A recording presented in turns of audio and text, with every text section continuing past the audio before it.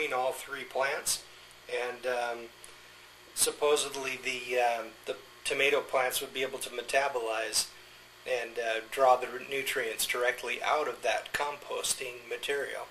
So I tried it. I made a self-watering planter with my self-watering system out there, and I filled it like 1/4 full of dirt. And then I planted a cherry tomato plant, and then as the thing grew, I would like throw kitchen scraps into the bucket, and then I would, just because I didn't want flies flying everywhere. Yes, the flies would probably decompose the organic matter faster, but no, I don't want flies around my deck.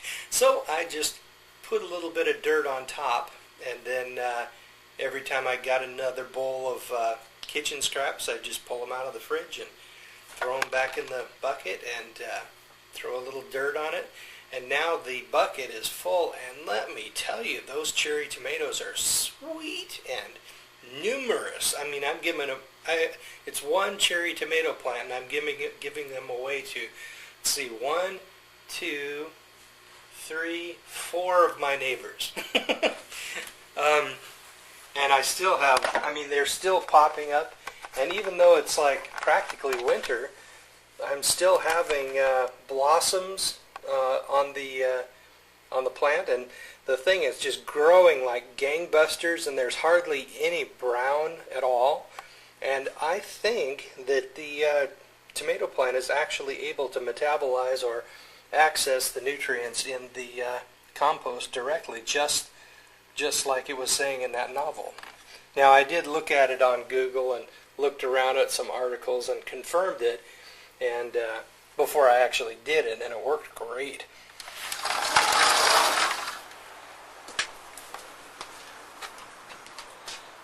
Yep.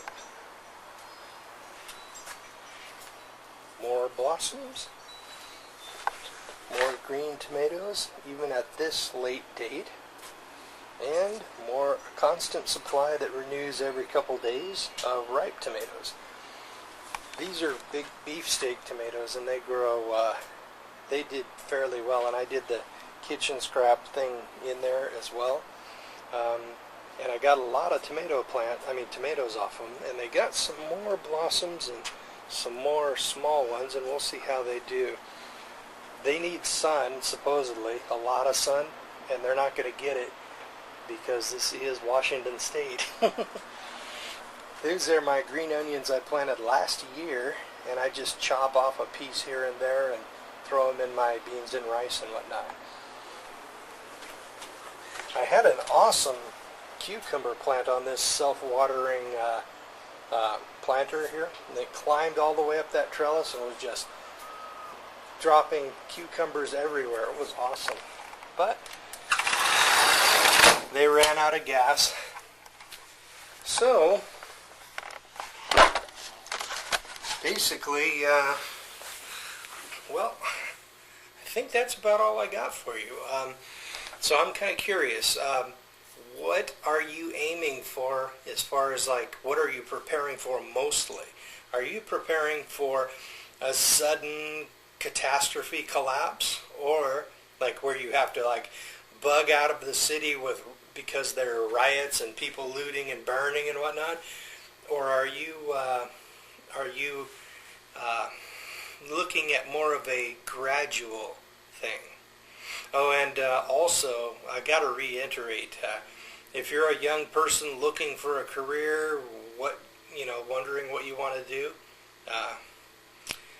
diesel mechanic.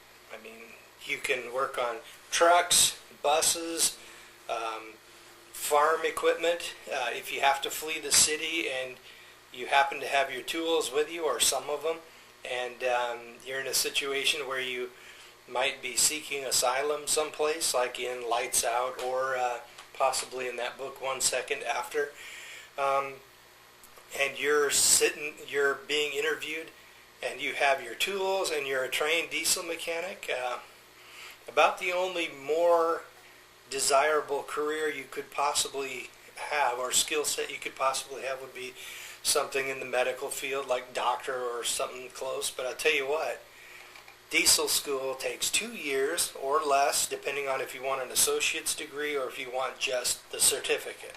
Certificate you can get like in significantly less time than the associate's degree. Even though I went ahead and just took the last few classes and got it. But if you wanted to be a doctor, that's like a 10-year thing, 8-year thing. Wow, that's crazy. So, yeah, be a diesel mechanic. I'm making $30 an hour. More than that, actually. I shouldn't be saying this, but it's a lot, and it's very steady work, still getting overtime. I highly recommend it. So, I guess I'll let you guys go.